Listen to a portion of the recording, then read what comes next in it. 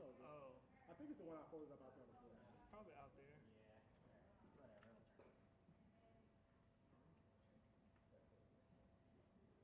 How's everybody feel? Good? I feel good now. Good. They had to put a piece over there and I can fight. The flat bread, my gosh. Yeah. So And the custard? You like it? I haven't had it. oh my God. The piece is long. No, it's not the first time bread. Pretty good. All right. Not even know. No, it's going to be right now. Must be nice to go home. All right, so the four mics were Another thirsty woman. YouTube's. Roll with me. So Please. before you take them, Uh-huh. number one is the red one. Okay. Everything else is numbered. Okay. They're locked to have the power on already. So, do you have a specific side that you want 1 and 2 and 3 and 4 to be on? They're gonna mix them up anyway. They're gonna mix them up anyway. Yeah. So I'm just gonna turn them off on the board per Yep. And as you see 'em. thing, and when they say questions, I'm gonna turn them back on the board. Yep. All the mics will be hot. Yep. That's fine. Yeah, that works. Okay. And then you'll turn off the ones that stop being used at that time.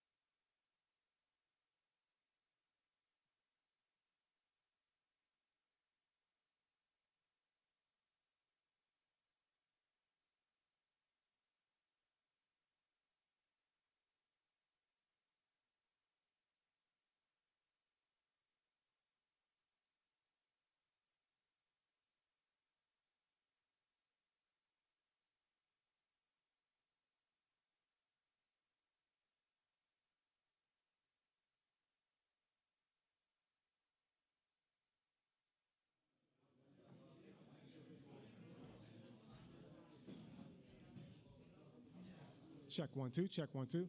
Yeah, you can give me more in the room. Check 1 2. Hey hey. Audio check 1 2 3 4 5 6 7 8 9 10. Check 1 2. Check 1 2. Audio check 1 2 3 4 5 6 7 8 9 10. 1 2. Hey hey.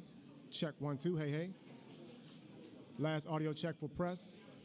Check 1 2 3 4 5 6 7 8 9 10. Check 1 2. Hey hey. Check 1 2. Hey hey. 1 2 3 4. Have you given me more? Check 1 2 3 4 5 6 7 8 9 10. Yeah, please. Check 1 2. Hey hey. Check 1 2. Hey hey. Check 1 2 3 4 5 6 7 8 9 10. Let me know when you give me pull back some. You got a low tone, right? So wherever you're at right now, that's all you got. Check 1 2. Check 1 2. Check 1 2 3 4 5 6 7 8 9 10. Audio check. Does anyone else in the room needs audio checks? Anyone else? You guys are good on audio? All right.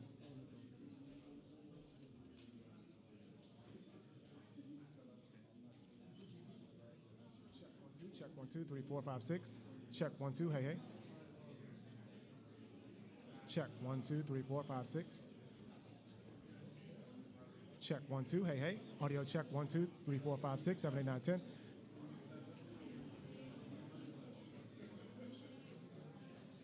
Audio check 1 2 3 4 5 6. Audio check 1 2 3 4 5 6. Audio check 1 2 3 4 5 6. Audio check 1 2 1 2 1 2. Hey hey.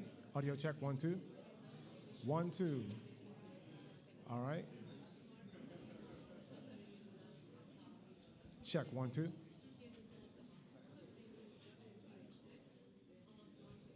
Last audio check. Check 1 2 3 4 5 6. 1 2 3 4 5 6. 1 2 3 4 5 6. Yep. Okay. 1 2. Hey hey. Audio check 1 2. Hey hey. Audio check 1 2. Hey hey. Check 1 2. Audio check from POTUS podium. Audio check 1 2 3 4 5 6. Check 1 2 3 4 5 6. 1 2. Let me know when you're good to go. 1 2. Hey hey. Audio check 1 2. Hey hey.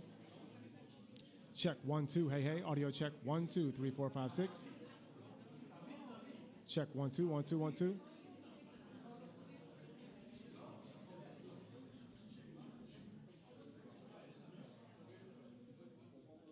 Okay.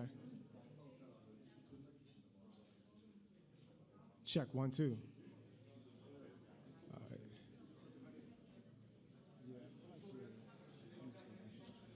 Check 1 2. Hey hey. Audio check 1 2 3 4 5 6 7 8 9 10. Check 1 2. Check 1 2 1 2. Hey hey hey hey. Yeah, that sounds good.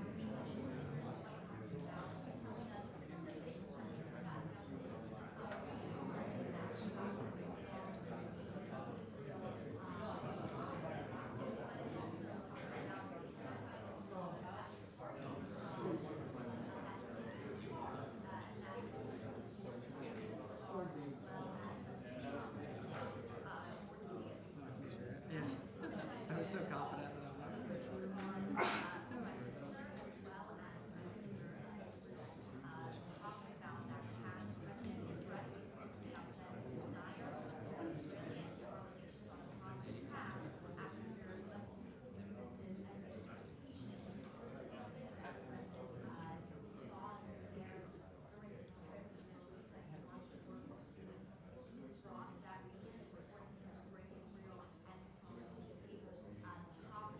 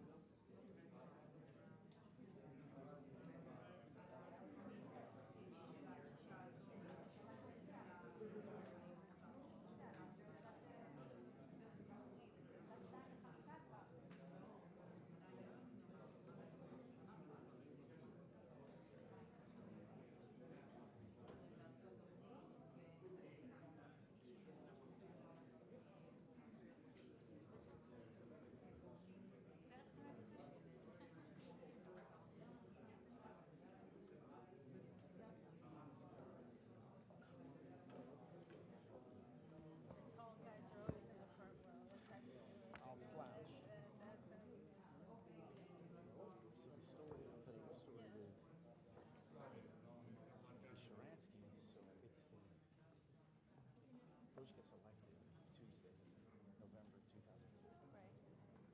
The following Monday, I'm with Netanyahu on a book tour. Book just comes out Monday. Okay. On Tuesday, we're in the American Enterprise Institute. Crowdhammer's interviewing for the book. And I'm sitting in this, on the floor. And I'm getting my phone, keeps vibrating. And this is before a smartphone.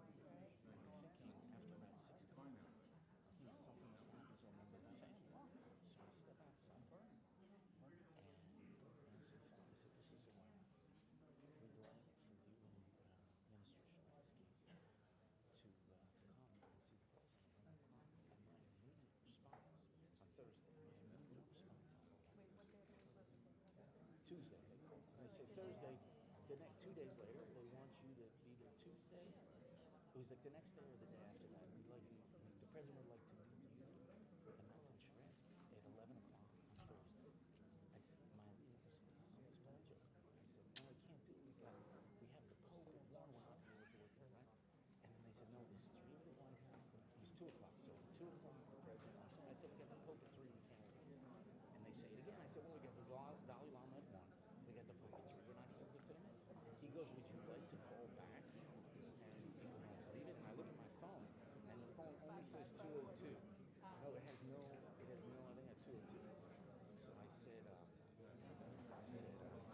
I understood, I got it, and then we were in the Oval Office 2 days later. It was supposed to be a half hour. It went on for like an hour and 10 minutes. And because Nathan is so humble, he didn't tell anybody about it. So basically, it affected the whole policy administration. The problem that they had is they allowed for the elections to happen in Hamas, which is so stupid. And Nathan went to see all the Williams and says, "You know you're going to be destroying the idea of freedom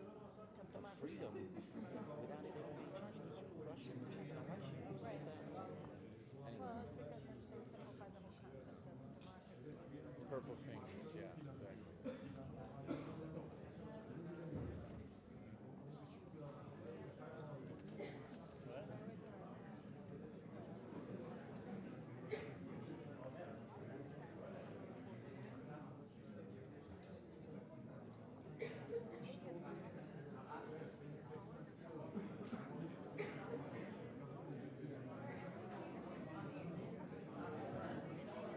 That means he never met a right-wing reporter.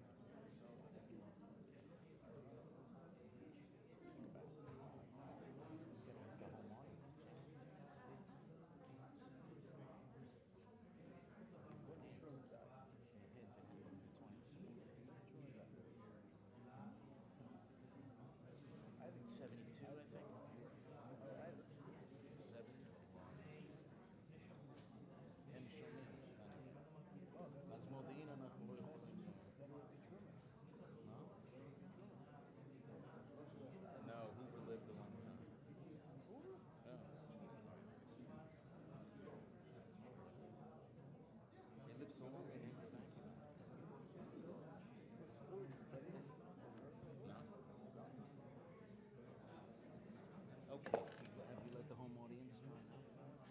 The answer is Richard Nixon.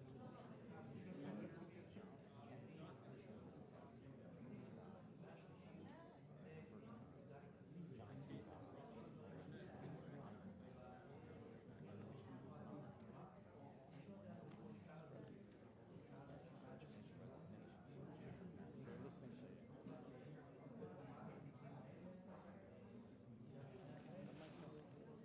you.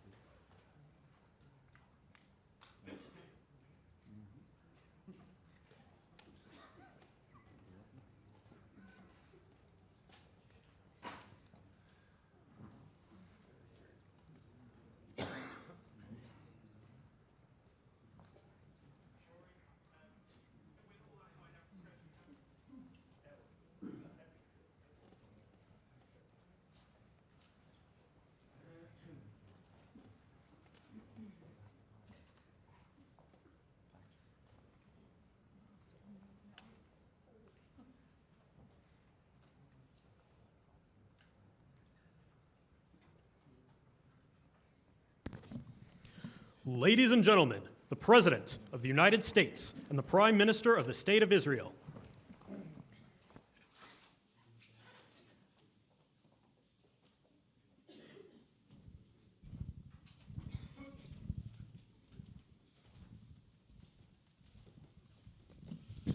Thank you very much, everybody. So this is a big, big day, a beautiful day, potentially one of the great days ever in civilization. Things that have been going on for hundreds of years and thousands of years. We're going to, at least we're at a minimum very, very close, and I think we're beyond very close. And I want to thank Bibi for really getting in there and doing a job. We've worked well together, as we have with many other countries, both of us, with many other countries, which is the only way this whole situation gets solved. And I'm not just talking about Gaza. Gaza is one thing, but we're talking about much beyond Gaza. The whole deal, everything getting solved. It's called peace in the Middle East.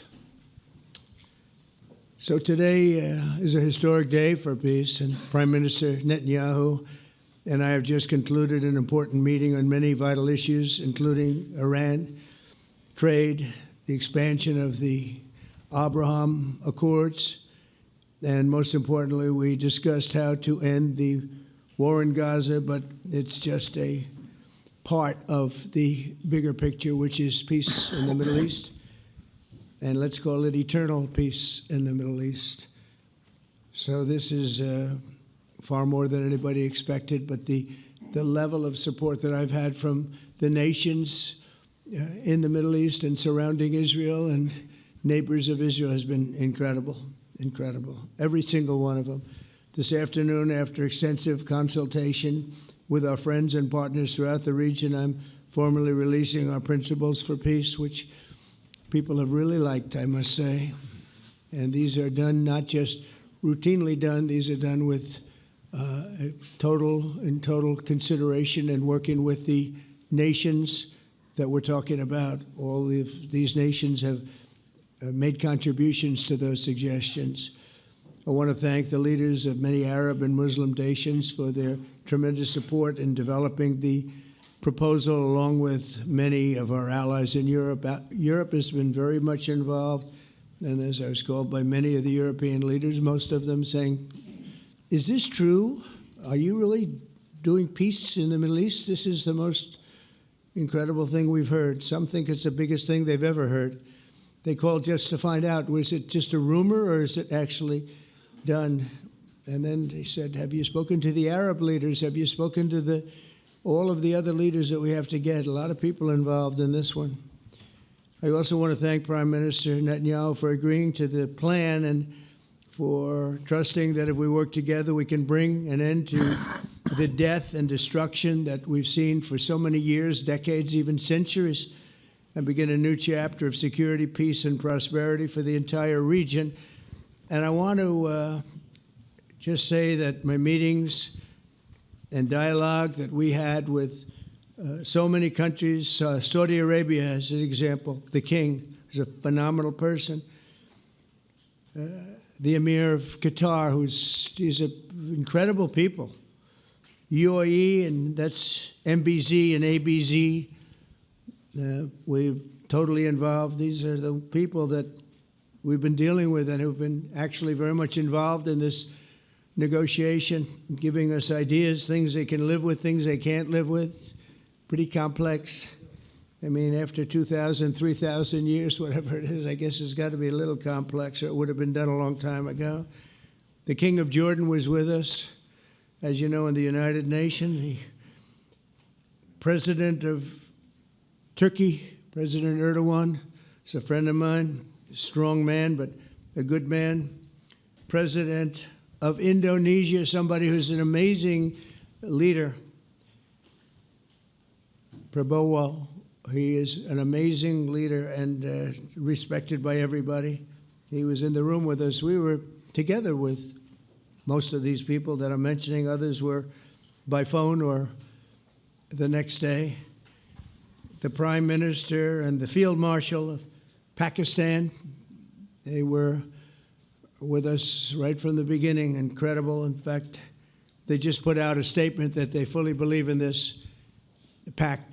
It just came out just as I was walking around. They said, sir, you have a big notice from the Prime Minister of Pakistan and from the Field Marshal that they back this 100%. President El-Sisi of Egypt, who's terrific. And these are people I've gotten to know over the years. I mean, I would say it started around 2015 and then went into 2016 when the presidency officially began.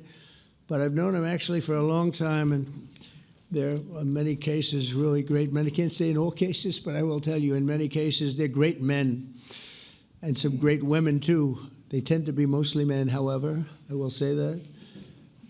But if accepted by Hamas, this proposal calls for the release of all remaining hostages immediately, but in no case more than 72 hours. So the hostages are coming back, and I hate even saying this from the standpoint, doesn't sound right, but it is so important to the parents. The bodies of the young men, I believe in almost all cases, the young men are coming back immediately. I met with parents. The parents felt as strongly about getting the body of their dead boy back as they did as though the boy were alive and well. It's so important to them. And it means the immediate end to the war itself, not just Gaza. It's the war itself. Under the plan, Arab and Muslim countries have committed, and in writing in many cases, but I actually would take their word for it. The people I mentioned, I'd take their word for it, to demilitarize Gaza, and that's quickly. Decommission the military capabilities of Hamas and all other terror organizations. Do that immediately. And we're relying on the countries that I named and others to deal with Hamas. And I'm hearing that Hamas wants to get this done too, and that's a good thing. And destroy all terror infrastructure, including the tunnels, weapons of production facilities. They have a lot of production facilities that we're destroying. They'll also help train local police forces in the areas that we're discussing right now. in particular in and around Gaza, working with the new transitional authority in Gaza. All parties will agree on a timeline for Israeli forces to withdraw in phases. They'll be withdrawing in phases. No more shooting, hopefully, as progress is made toward achieving these goals. Arab and Muslim nations need to be allowed the chance to fulfill these commitments of dealing with Hamas. They have to deal with them because they were the one group that we have not dealt with. I haven't dealt with them. But the Arab countries are going to, and Muslim countries are going to be dealing with Hamas, and I believe they've already been there. I think they probably have an understanding, and they haven't maybe mentioned that, but I would imagine they do. Otherwise, they wouldn't have gone as far as they've gone. If they're unable to do so, then Israel would have the absolute right and actually our full backing, the U.S. full backing. Marco's here, and a lot of our leaders are here, our great Vice President, Susie Wiles, Steve Witkoff, Jared Kushner. They've been so involved in this process. I don't think anybody else could have done it or even come close. But it's we're right there. We're right there. First time in thousands of years, I think you can probably say, if you really look into it, if you study back, if you're a scholar, you would say thousands of years. Israel would have my full backing to finish the job of destroying the threat of Hamas. But I hope that we're going to have a deal for peace. And if Hamas rejects the deal, which is always possible, they're the only one left. Everyone else has accepted it. But I have a feeling that we're going to have a positive answer. But if not, as you know, Bibi, you'd have our full backing to do what you would have to do. Everyone understands that the ultimate result must be the elimination of any danger posed in the region, and that danger is caused by Hamas. The tyranny of terror has to end, and this is, again, something that we're looking for. This is eternity. This is for forever. To ensure the success of this effort, my plan calls for the creation of a new international oversight body, the Board of Peace, we call it, the Board of Peace, sort of a beautiful name, the Board of Peace, which will be headed, not at my request, believe me, I'm very busy, but we have to make sure this works. The leaders of the Arab world and Israel and everybody involved asked me to do this, so it would be headed by a gentleman known as President Donald J. Trump of the United States. That's what I want, is some extra work to do, but it's so important that I'm willing to do it, and we'll do it right, and we're going to put leaders from other countries on, and leaders that are very distinguished leaders, and we'll have a board, and one of the people that wants to be on the board is the UK former Prime Minister, Tony Blair, good man, very good man, and some others, and they'll be named over the next few days. And it'll be quite the board. Working, everybody wants to be on it now. I don't know if that had anything to do. They named me and everybody else wanted to be on it. I guess they figure, well, he's a soft touch. He'll be easy to deal with. Working with the World Bank and others, it will be responsible for recruiting and training a new government that will be made up of Palestinians along with highly qualified experts from all around the world. Hamas and other terrorist factions will play no role in the board, but they'll play no role in the governance of Gaza at all, directly or indirectly. As you know, thousands of Hamas leaders have been killed and soldiers have been killed.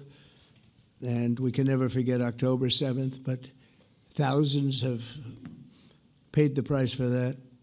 And now it's time to get our hostages back and get back to trying to build something that's really great and very important. In our meeting today, Prime Minister Netanyahu was very clear about his opposition to a Palestinian state. And he continuously mentions October 7th, and I understand that. Most people do. And I understand and respect his position on many things, but what he's doing today is so good for Israel. I noticed that they have large crowds gathering in Israel all the time, and they have my name up. They like me for whatever reason, Bibi, I don't know, but they do like me. But they say two things: please get the hostages back, and please end the war. They've had it. It's had it. So I think it's a very popular thing you do, because he's a warrior. He doesn't know about getting back to a normal way of life, but he is a warrior, and Israel's lucky to have him. But now the people want to get back to peace. They want to get back to normalization in a true sense. Several countries have foolishly recognized the Palestinian state. As you know, some of our European friends, allies, good people, but they're really, I think, doing that because they're very tired of what's going on for so many decades. They've been presidents and prime ministers for years, and during this time, having to do with the Middle East, all they're doing is talking about the same thing over and over. They want to see it get back. And nobody wants that more than me, or I believe Bibi too. But the people of Israel want it. They really want it. They want the hostages back. That includes the probably 32 bodies that we're talking about, 20 people that are living, 32 or so people that are dead, and they want to have peace. So let us not forget how we got here. Hamas was elected by the Palestinian people. Israel withdrew from Gaza thinking they would live in peace. Remember that a long time ago? They withdrew. They said, you take it. This is our contribution to peace. But that didn't work out. That didn't work out. It was the opposite of peace. They pulled away. They let them have it. And I never forgot that, because I said, that doesn't sound like a good deal to me. As a real estate person, I mean, they gave up the ocean, right? Ron, they gave up the ocean. They said, who would do this deal? And it still didn't work out. They were very generous, actually. And they gave up the most magnificent piece of land in many ways in the Middle East. And they said, all we want to do now is have peace. And that request was not honored.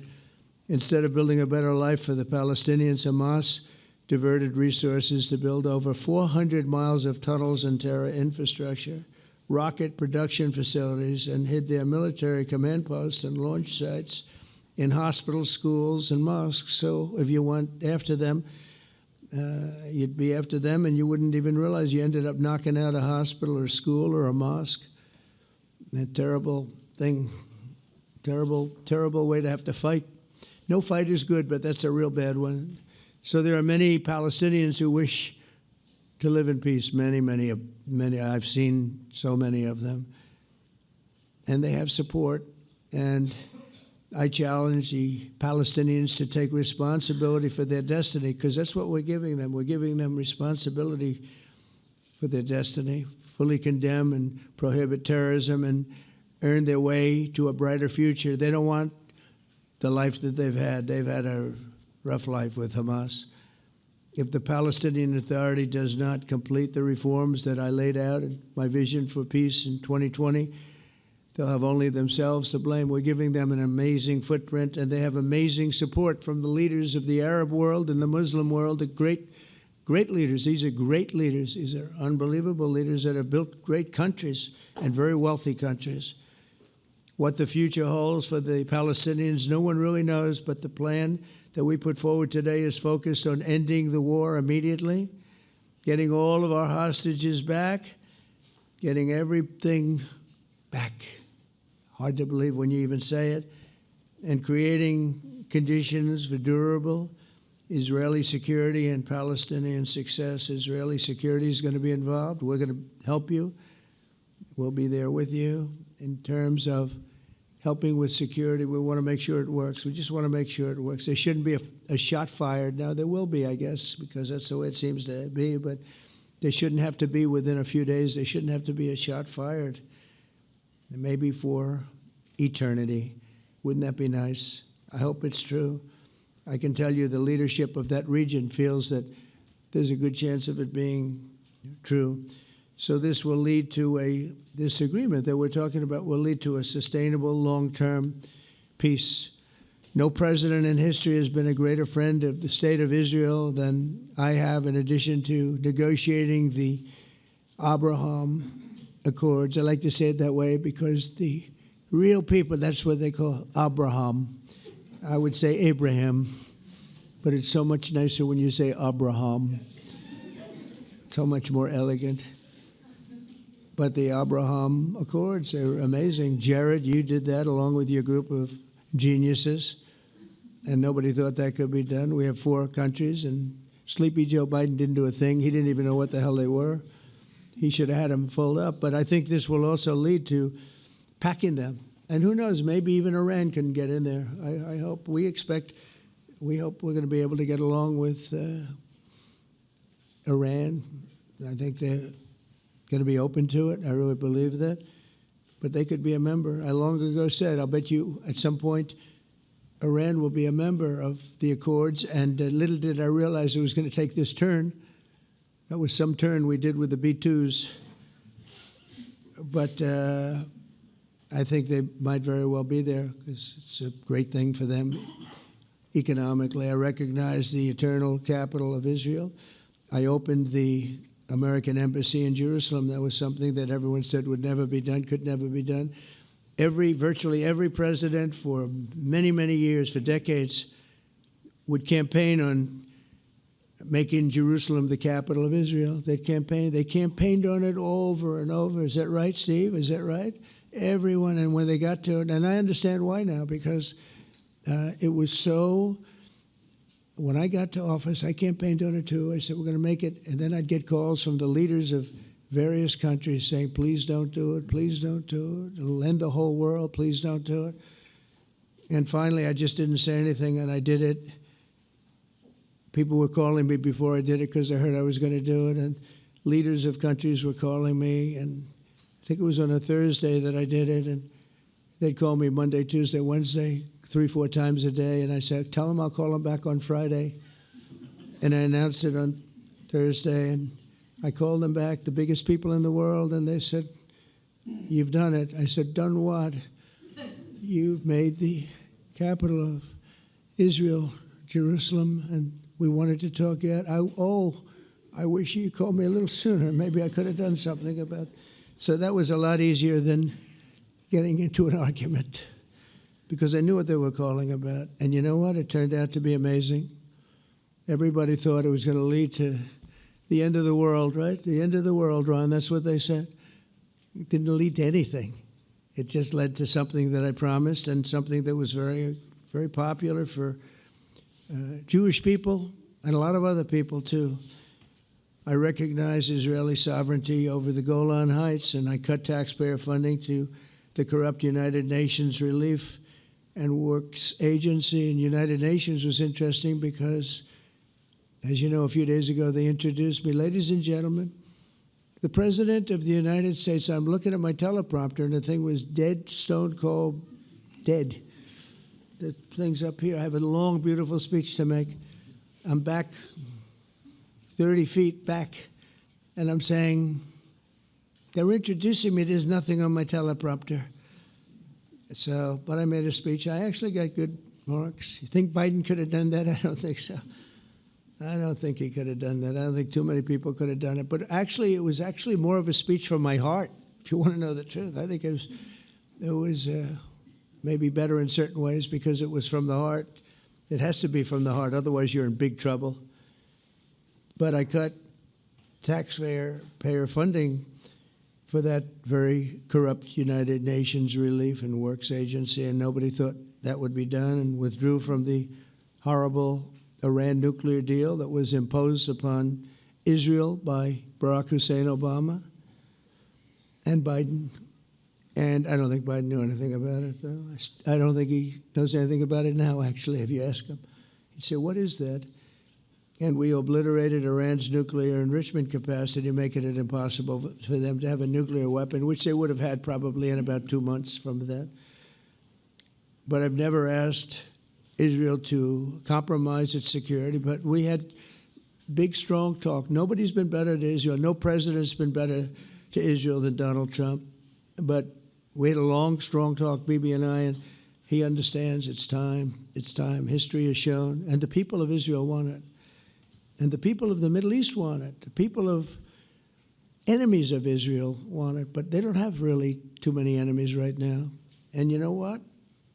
Many countries have gained great respect for Israel, for the way they fight, for the job they do, including me. I had respect anyway, but they gained respect.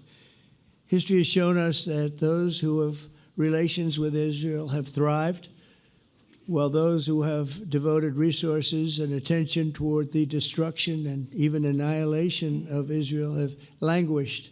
They haven't done well. Israel is not going anywhere. They're going to coexist with other people and countries in the region, from Syria to Lebanon to Saudi Arabia. The promise of a new Middle East is so clearly within our reach. This is the closest we've ever come to real peace, not fake peace, not political fool's peace. If we can get this difficult problem solved, the opportunities for all within that vast region of this world, it's a vast region, it's unlimited. The Abraham Accords show that all countries are better off when they communicate and work together and embrace new opportunities. I hope Jared and Steve and Susie and Marco and JD, we have great people. I hope you guys are going to work very hard to get these other countries in, because now they have no excuse. There's no longer an excuse.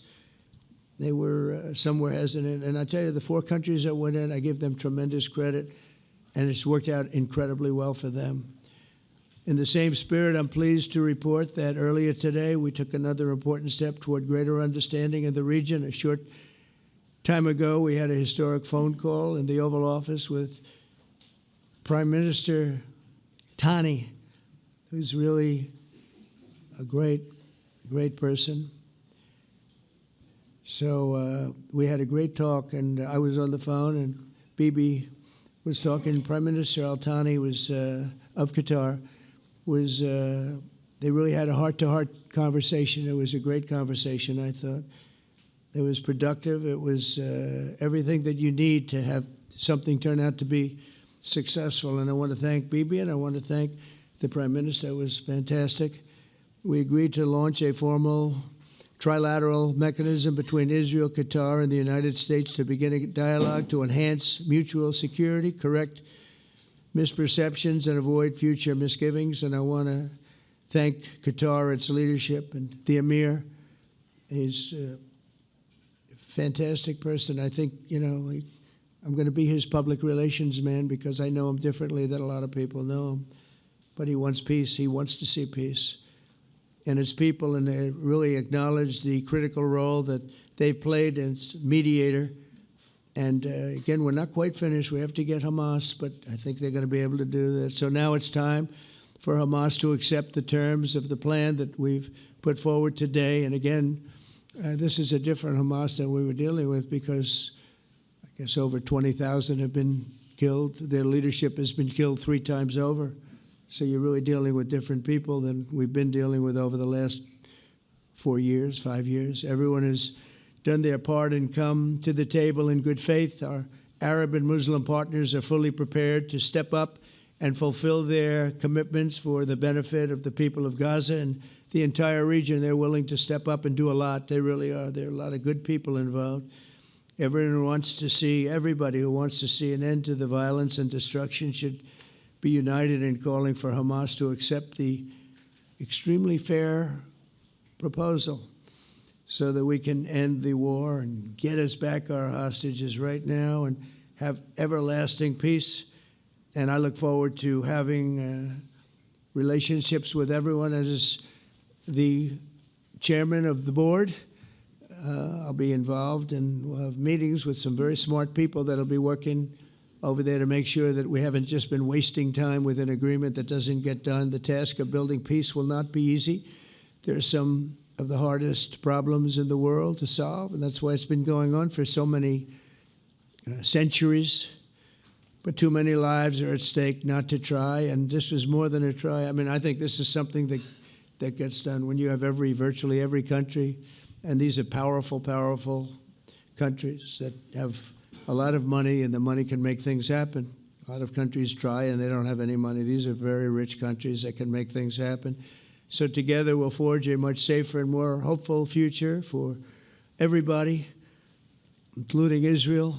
And I want to thank Prime Minister Netanyahu for his partnership. And I want to thank all of the leaders, the kings and the emirs and the presidents and prime ministers, people I mentioned. And they've been absolutely fantastic to work with. And it's just happened very quickly. It's happened from a couple of weeks before I had a meeting, a couple of meetings, but a couple of weeks before we went to the United Nations, and we had some incredible meetings. It all came to place. It all took place, and everybody wanted to be a part of it. I don't have anybody that's saying we don't want anything to do with it. It's just the opposite. And I'll tell you, a couple of years ago, a year ago, I don't think we would have had this kind of participation, Mr. VP, right? I don't think we would have had. It's been amazing. The participation was 100%. Everybody wants to be a part of it.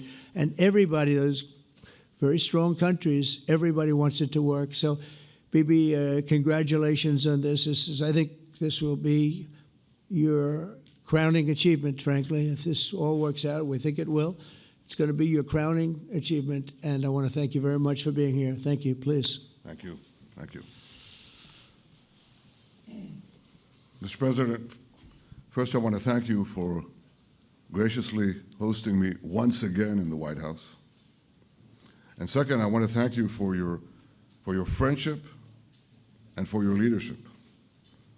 From Jerusalem to Tehran, from the Golan Heights to Gaza, you've proven time and again what I've said many times. You are the greatest friend that Israel has ever had in the White House. And Mr. President, you and I both know it's not even close. While you focus at home on making America great again, your leadership abroad is changing the world for the better, ending wars and advancing peace. I believe that today we're taking a critical step towards both ending the war in Gaza and setting the stage for dramatically advancing peace in the Middle East, and I think beyond the Middle East, in very important Muslim countries. I support your plan to end the war in Gaza, which achieves our war aims. It will bring back to Israel all our hostages, dismantle Hamas's military capabilities, end its political rule, and ensure that Gaza never again poses a threat to Israel. We would not have achieved this turning point without the courage and sacrifice of our incredibly brave soldiers.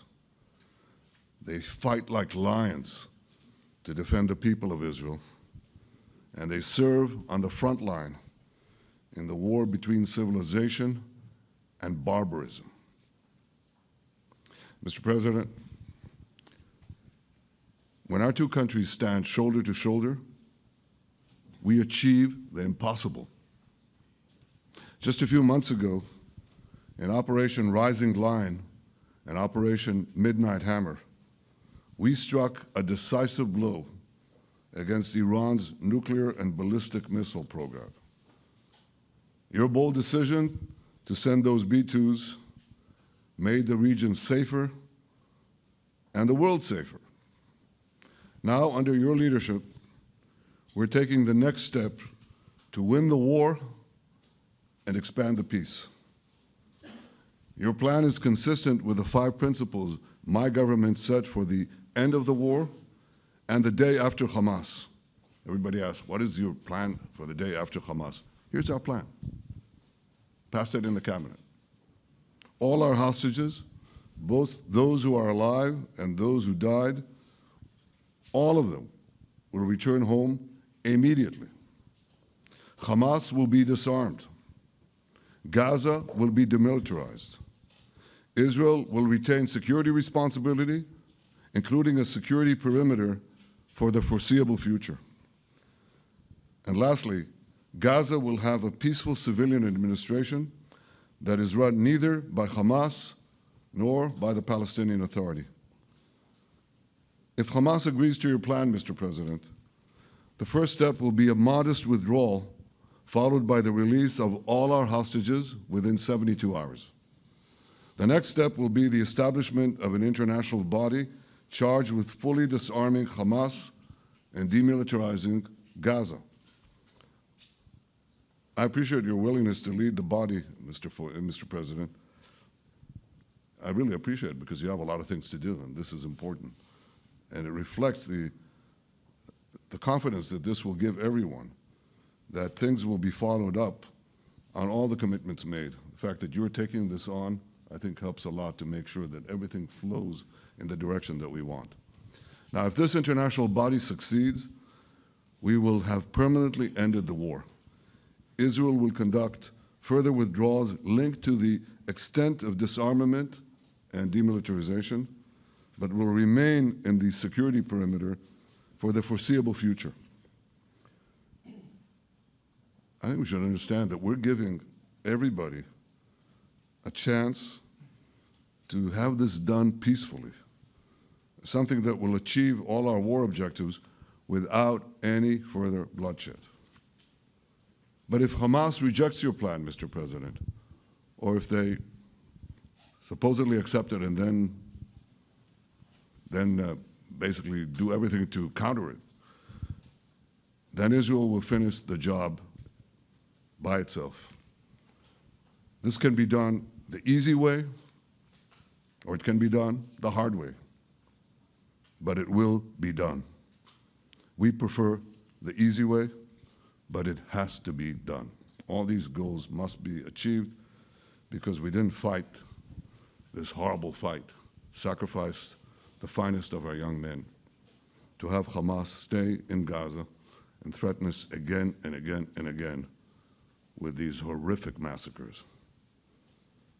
Mr. President, I was encouraged by your clear statement at the UN against the recognition of a Palestinian state. That would be an outcome that, after October 7th, would reward terrorism, undermine security, and endanger Israel's very existence. As for the Palestinian Authority, I appreciate your firm position that the PA could have no role whatsoever in Gaza without undergoing a radical and genuine transformation. In your 2020 peace plan, which you mentioned just now, you made clear what that transformation requires. It's not lip service. It's not checking a box. It's a fundamental, genuine, and enduring transformation. And that means ending pay to slay, changing the poisonous textbooks that teach hatred to Jews, to Palestinian children, stopping incitement in the media, ending lawfare against Israel at the ICC, the ICJ, recognizing the Jewish state, and many, many other reforms. It won't come as a surprise to you that the vast majority of Israelis have no faith that the PA Leopard will change its spots. But rather than wait for this miraculous transformation, your plan provides a practical and realistic path forward for Gaza in the coming years, in which Gaza will be administered neither by Hamas nor the Palestinian Authority, but by those committed to a genuine peace with Israel.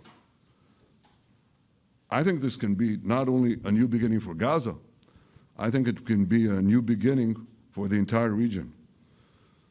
Under your leadership, we can re-energize, well, I've got to contribute my own, we can re-energize the Abraham Accords. That's what it's called in the original Hebrew, Abraham. Abraham is fine, Abraham, however you want to call it. Under your leadership, Mr. President, we can re-energize the Abraham Accords that we forged 5 years ago. We can expand them to many more Arab and Muslim nations that choose moderation over extremism. I think there's an opportunity here. It's not going to be easy, it's tough going, but I think if we succeed, you're absolutely right. We're going to open possibilities that nobody even dreamed of. But I think we dream of them.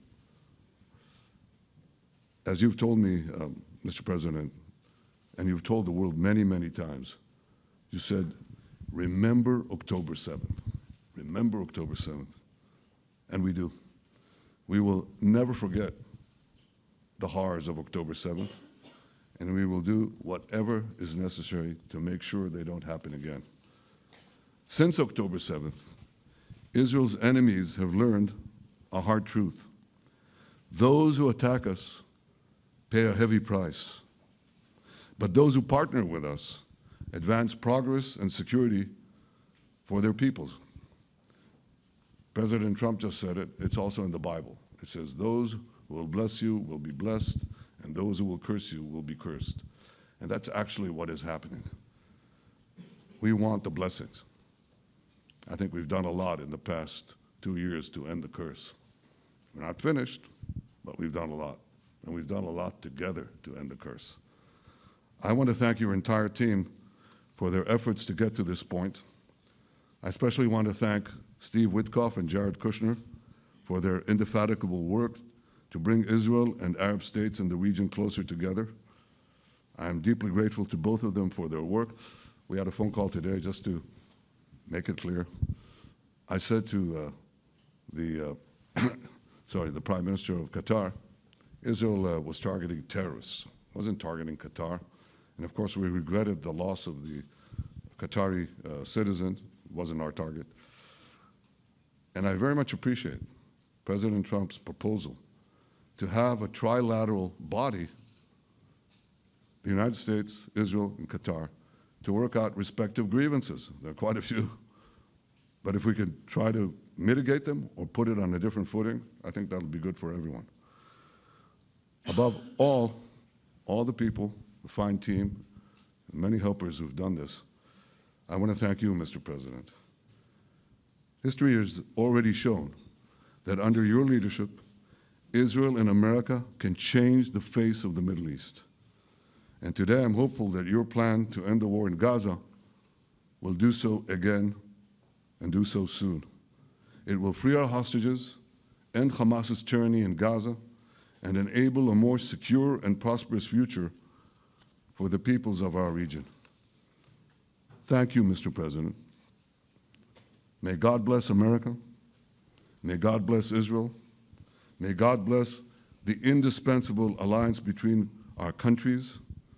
And may I add in Hebrew, G'mal Chatima Tova, may we all be inscribed in the book of life. Thank you. Thank you very much, Bibi. So I think while we wait for these documents to be signed and get everybody in line, I think it maybe is not really appropriate to take questions. I'm meeting with, as you know, a couple of Democrats in a little while about the country, about keeping our country open. They're going to have to do some things because their ideas are not very good ones. They're very bad for our country. So we'll see how that works out. But this is something that was really historic today. This was something that was amazing. I think, Bibi, I mean, depending on you, I think while we're waiting for signatures and waiting for approvals from a lot of different countries that are involved in this, we probably shouldn't take questions, or would you like to take a question or two from perhaps a friendly Israeli reporter, if there's such a thing? That's a very, very tough proposition. But I would think, Mr. President, that I would go by your instinct that this is, we'll have enough time for questions. Let's settle the issue first, I think. No. Thank you very much, everybody. Thank you.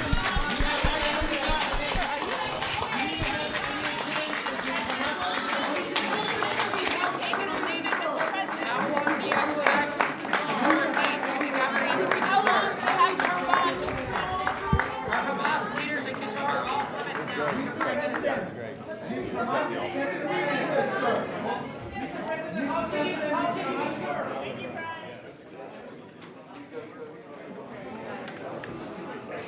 know.